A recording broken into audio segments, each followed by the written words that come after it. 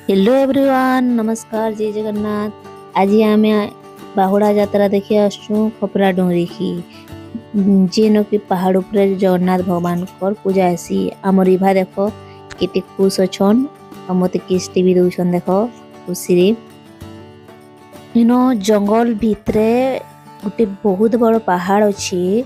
से पहाड़ उपरे जगन्नाथ भगवान कर पूजा हेसी जेन कि बाबा माने भी रहसन। एमे पहुंची गलु,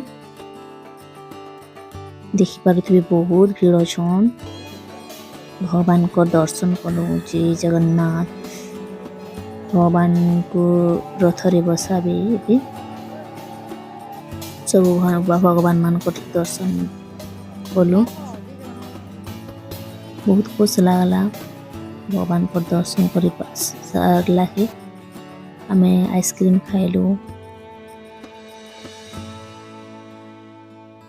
देखि ई तले जेते भीड़ ना ऊपरे भी बहुत भीड़ अछन। ई रास्ता रे ऊपर के जासन, बाकी हमको बहुत लेट ही जाइथिला सेति लई आमे ऊपर के जाई नहीं पारी।